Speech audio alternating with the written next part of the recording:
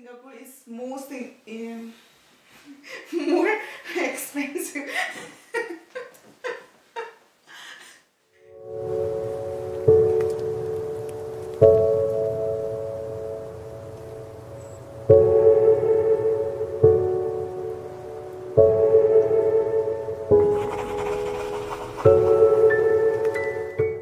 Hi friends, welcome back to my channel. So today we have a guest, Tanmay. So you already met him on my Switzerland videos. So hi Tanmay. Hi Ravi. Can you introduce yourself to my audience? Sure. I introduced myself before again, but people who did not watch the video, I am Tanmay. I am friends with Korobi and her husband Himanshu. As she said, I am doing my postdoc in Zurich. And yes, I am also from Assam. I am from Guwahati. I did my bachelor's in engineering, Btech in engineering from NIT Durgapur. And then I worked for Indian Oil Corporation Limited for some years. And then I went to Singapore for a PhD. After the PhD, I continued my research as a postdoctoral fellow in Zurich. And I am currently visiting Korobi and Himanshu in Stuttgart. So where did you do your schooling and your Btech? Okay, so my schooling, I'm from Guwahati as I said before, and my schooling is, I did 10 years of my schooling from 1 to 10 in modern English school in Guwahati. It's in Kahilipara in Guwahati. And then I did my 11th and 12th or higher secondary as we call it in Assam from Cotton College. Okay. And then I went to NIT Durgapur for Btech, Bachelor of Technology in Electrical Engineering. Okay. And yes, I think people are aware of it. We need to appear for the entrance exam. Our time it used to be AI triple exam. Now it is, I think, JEE Common Entrance Exam or something like that. So yeah, that's the exam. And then I was in NIT Durgapur for 4 years. After that, I joined, as I said, Indian Oil Corporation Limited, and next, just kept on going. So, why did you decide to do PhD and why Singapore? Yes, good question. Why did I decide to do my PhD? As people already know, PhD is permanent head damage. So why did I want to damage my head permanently?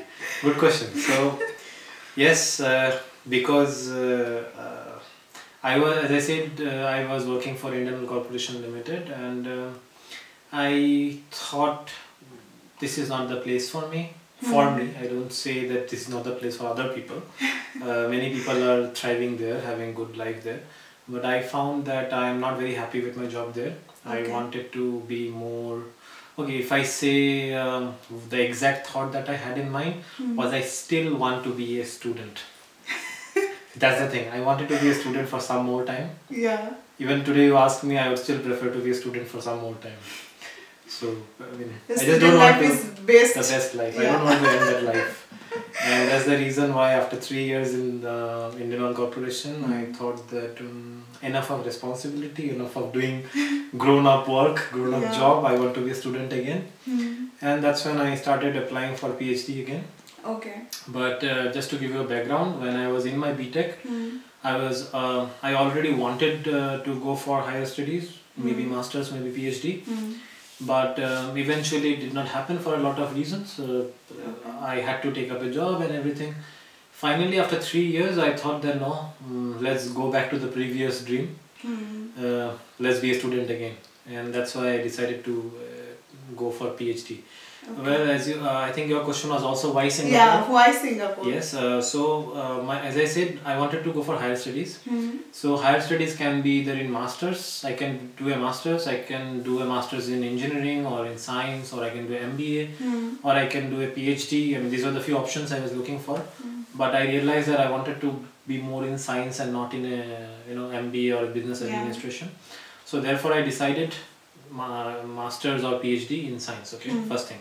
Second question was masters or PhD.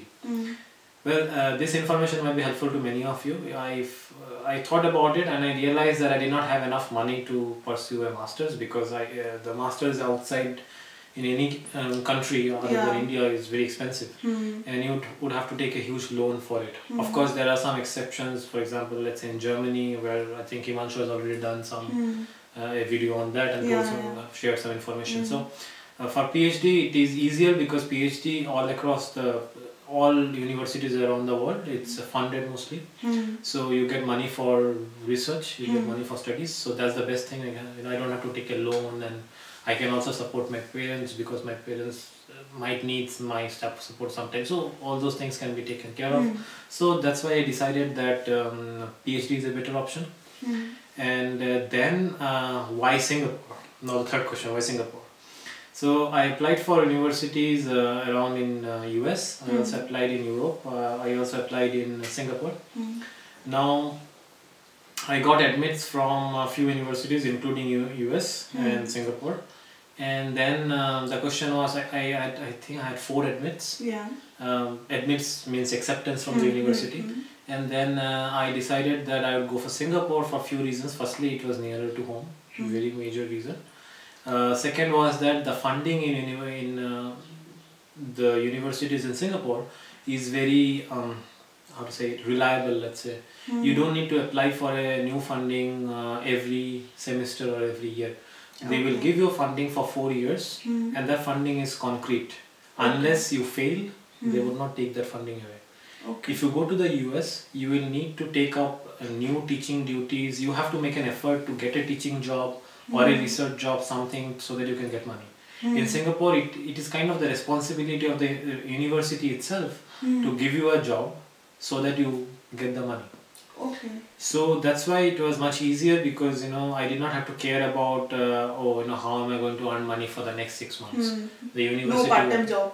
Yes, I mean there was part-time job. The part-time job was teaching, but I did not have to actively look for it.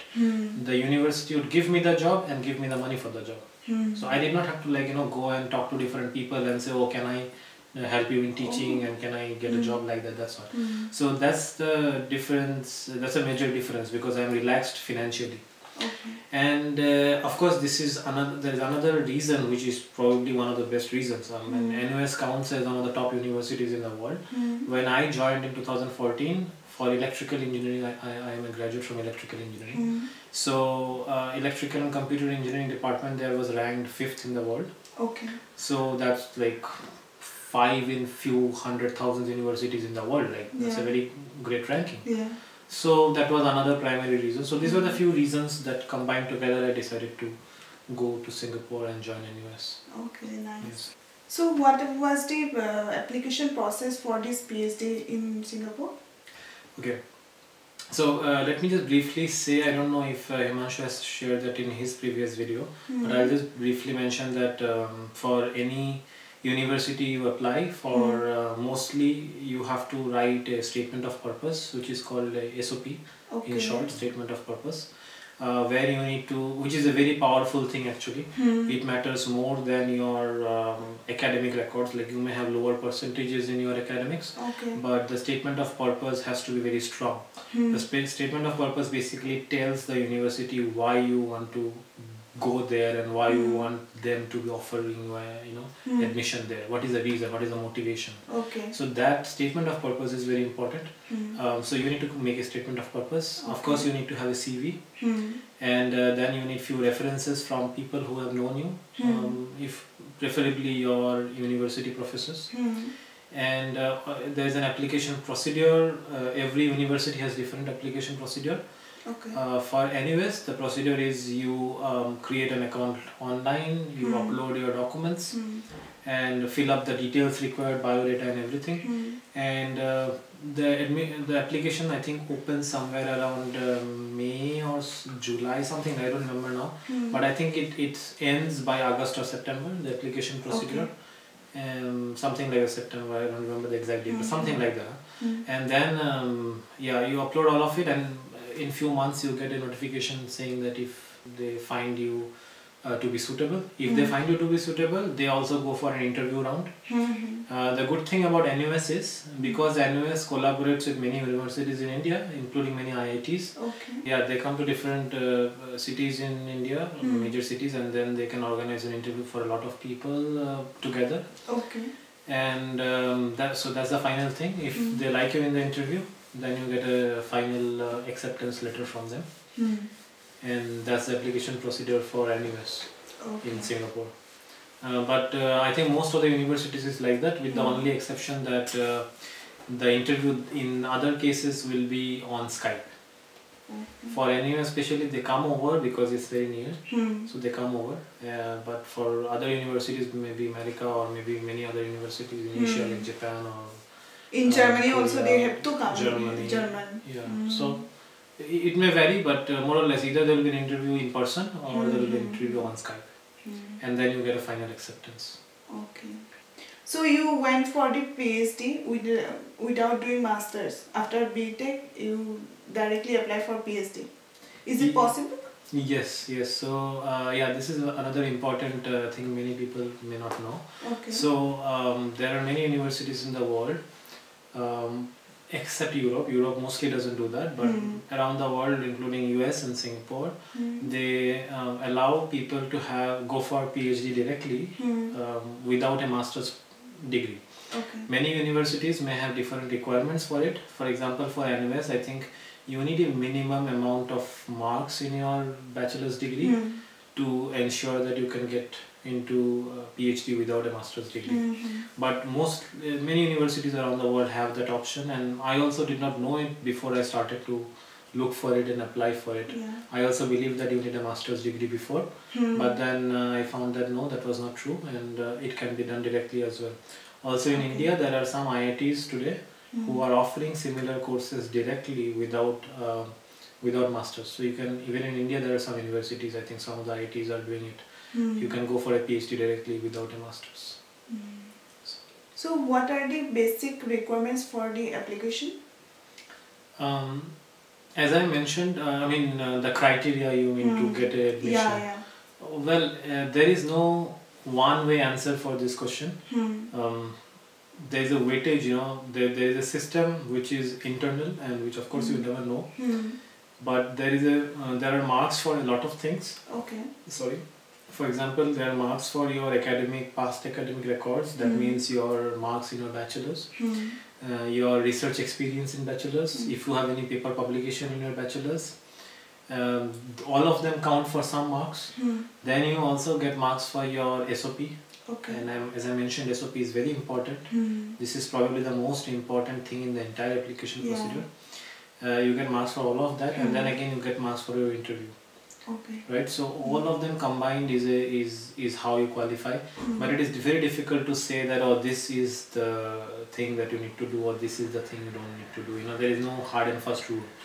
It's just that I think anyone who has good motivation or strong motivation to pursue a PhD and has done reasonably well in his past in the bachelor degree or in master's degree, whatever he has done, I think should make it to admission. Okay. So did you appear for GRE or TOEFL? So yes, you do need a GRE and TOEFL score to apply for most of the universities. But for NUS specifically, there is a provision that you can use your GATE score, the GATE exam in India. That score can be used instead of the GRE score. Okay. But yes, people should check the online details in NUS website today, because I'm not sure if the rules have changed now, because I'm talking about something that was few years back. But more or less all the universities will need a GRE or and a TOEFL score. Especially you need the TOEFL score because to prove your English proficiency. Well, that's funny because we all have learned in English. We have been educated in English. Mostly English is a medium of instruction in India. But still you need to have a certification to prove it. So yes, you need to take the GRE and TOEFL score.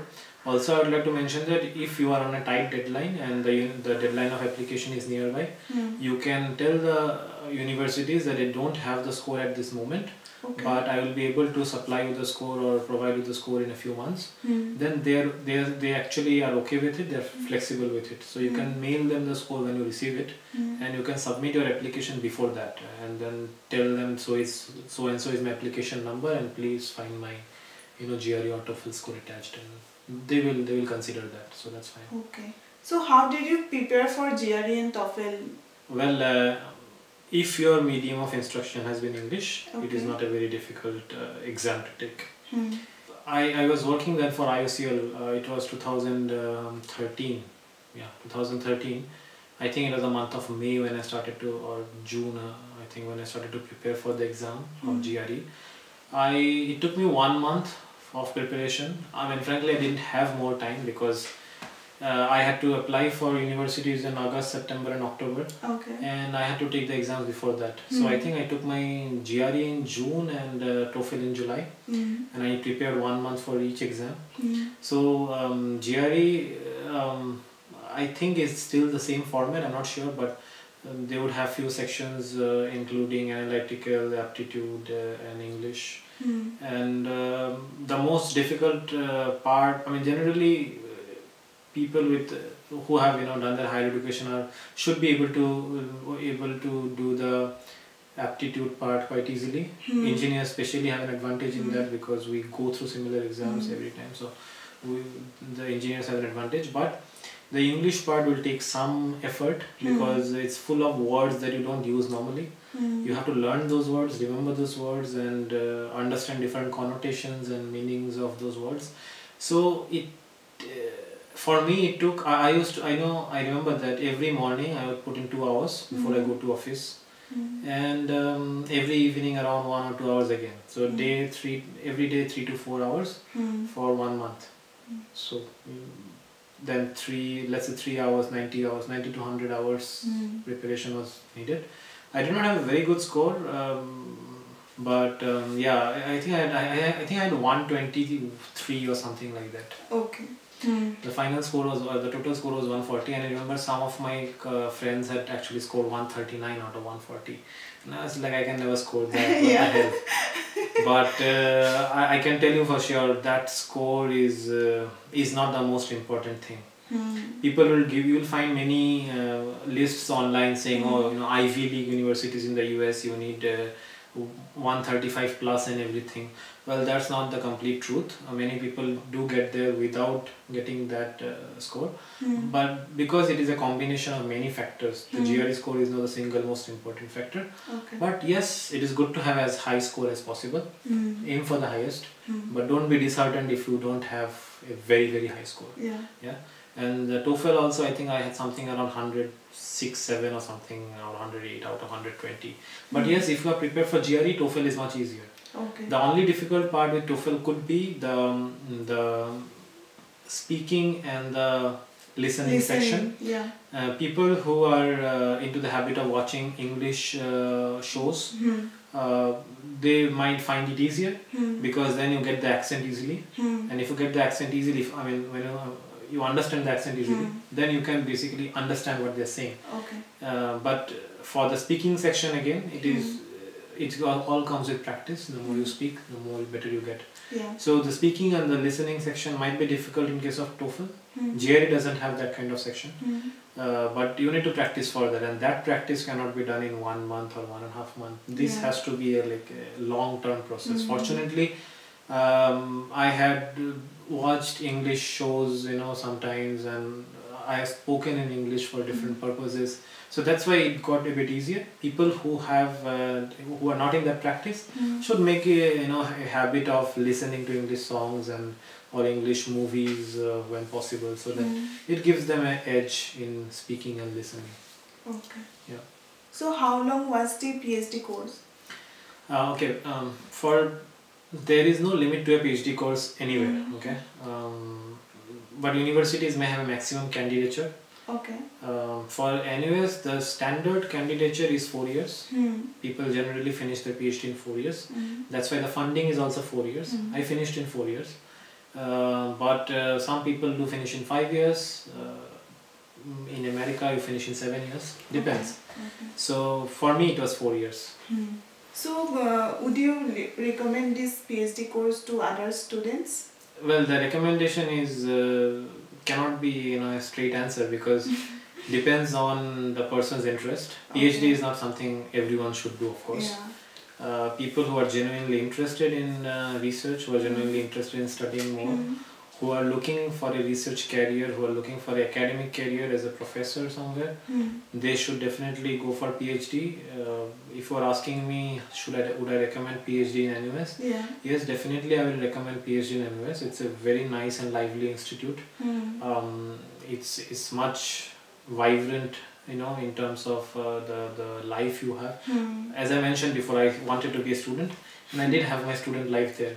I actually lived a student life, and this can be compared to my days in Btech as well. You know, people say the golden days are in the Btech days. Yeah. I would also equate the Singapore days as equally golden days.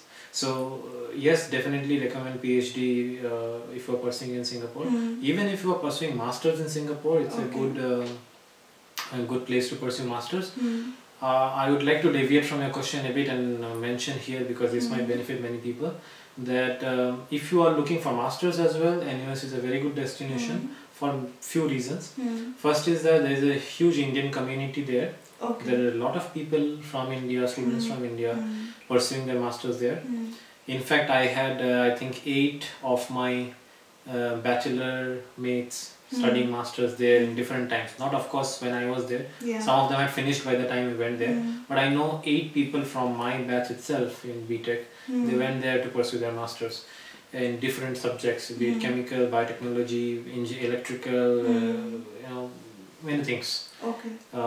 So yes, they should follow. I mean, they should, if they're interested in a masters, they can go there first thing, because there's a huge Indian community. So it would be home away from home. You find Indian food there, so no problem, abundant, many options. Third, but most important I would say, is that you can easily get a loan from banks in Singapore. And you need to sign a bond with the government. That bond is an agreement which says that you will work there in Singapore, serve in Singapore for 3 years after your masters is finished, and the government in return makes your fees half. So you need to pay half the fee, and that half the fee can again in turn be taken from the bank as a loan, and then you can repay the bank while you are working for 3 years in Singapore, which you have to do anyway because you signed the bond with the government. So it's a very win-win situation for everyone. Also, if you are looking for a loan, try to take a loan from countries that you are going to study in, for example Singapore, because they provide almost interest-free education loan first thing. If you take education loan in India, you would have to pay 11% rate of interest, or 9% at this moment, I don't remember, but very high rate of interest. So if you want to take the money there, if it is possible, because that is much cheaper in the end for you to take that to the loan there. So yeah, coming back to now main question, yes, I would recommend PhD to anyone who wants to pursue a career in this field. Since Singapore is a most expensive place, so was it difficult for students to manage their lifestyle? There are two distinctions here. First, if you are a PhD student, then as I said, you get some money every month, and that's actually more than enough for you to survive there. So PhD students should not have a problem. If I talk about master students, it's true there is a very expensive city in the world, but there are a few misconceptions regarding it, which I will clarify first. In Singapore, you find a variety of options. For example, for accommodation, master students more often they pull together, like many people stay together in a place, and that's how they save on money. But of course, there is a limit to how much you can, the minimum you need. So I would say in current day, a master student, a student, if he wants to live in the cheapest in Singapore, would probably need around 20,000 rupees, 25,000 rupees a month. Not 20, I would say less actually, 15-20,000 let's say, in rupees, a month for accommodation. But for food expenses, there are a lot of options. Singapore has a very unique concept of something called food courts. So these are big areas where there are many stalls like thela walas in India. But the only option is they're not thelas. They have counters where you can have food. But this is much, this is very less in expense compared to a restaurant. So if you eat in food courts, which I ate all my student life, mostly, sometimes I'll go to restaurants, but mostly in food courts, And not only me, everyone does that. Even the professors eat there. So the food is healthy and good and everything. You find different cuisines. So very good. Okay. And you can manage that in very cheap. In fact, it's actually cheaper than India, because sometimes I would find food for 150 rupees a meal. 150 rupees a meal is really cheap even for India.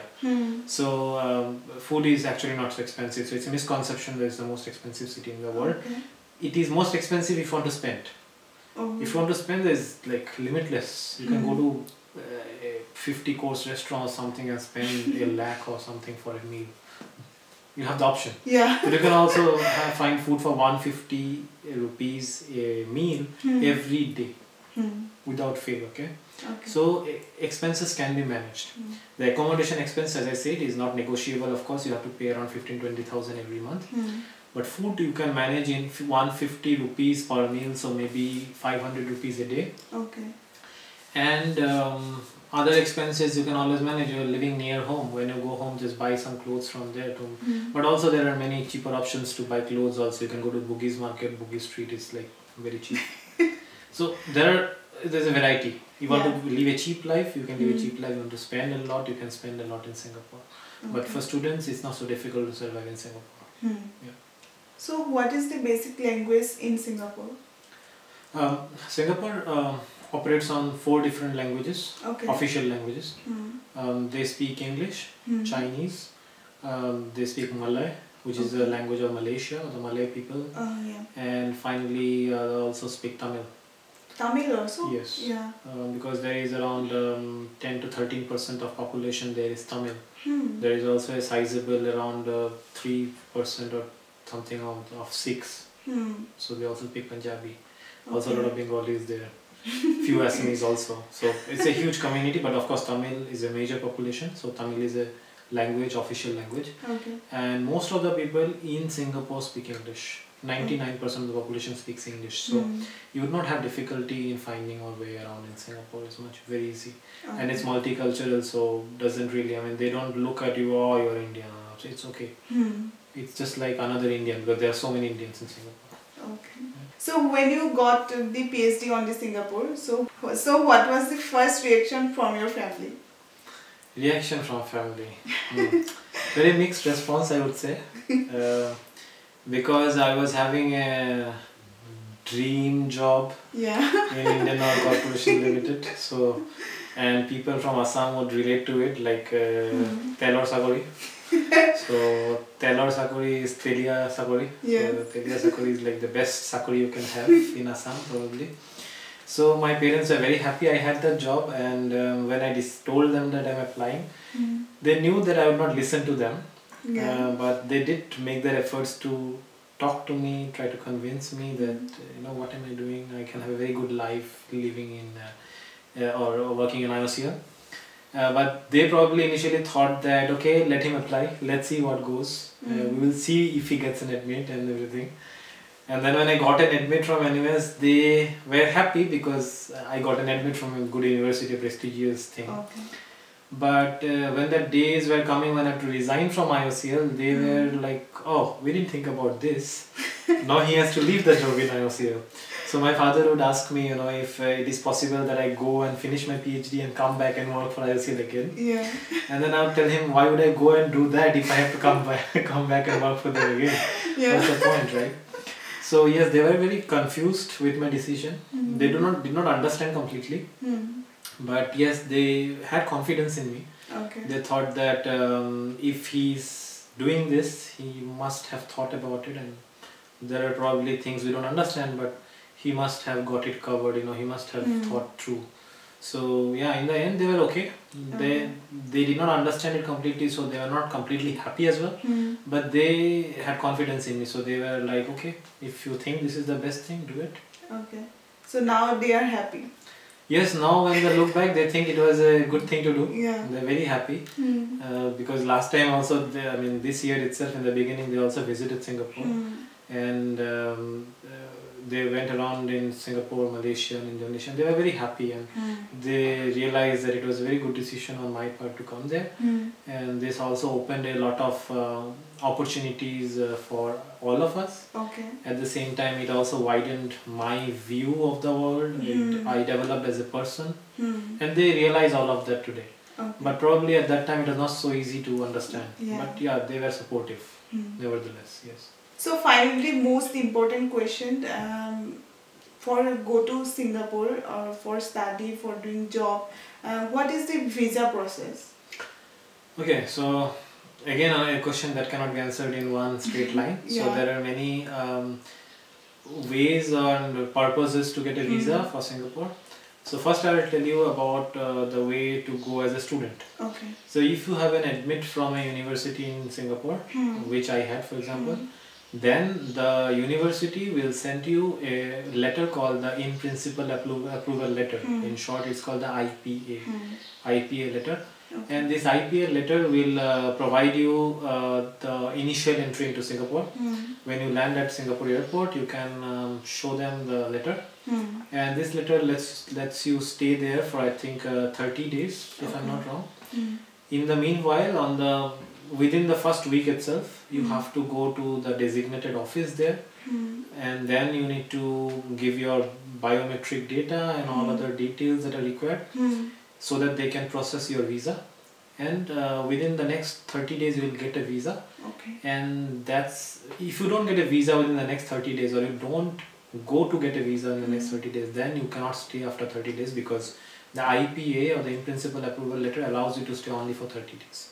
Okay. But they are very efficient in Singapore. You give your biodata and everything, biometric data, and within 1 week you will have it. So less than 14 days, within 2 weeks you will have your visa.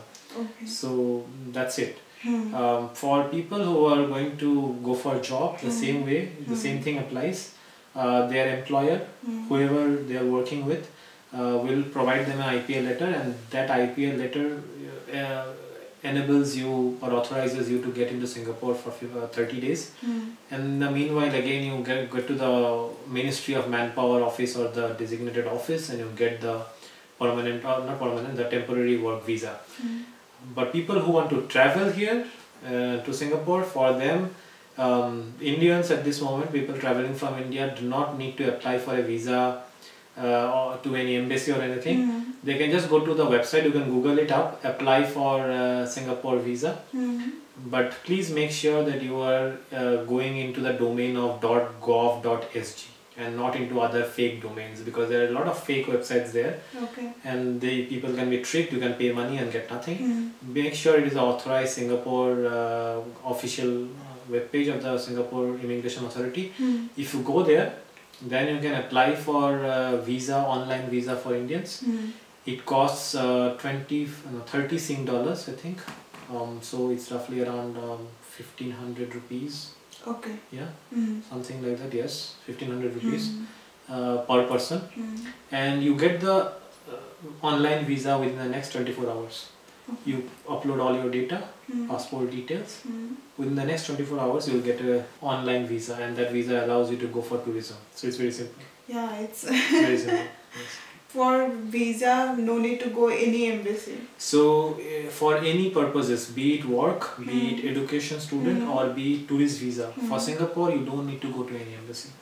So thank you, Tanmay. You share your experience with us, and hopefully it will be very helpful for you. And hope you like this video. If you like it, please like, comment, share, and subscribe my channel. And for further information, if you have any doubts, you can comment me below, and we will try to help you. Yes, for sure.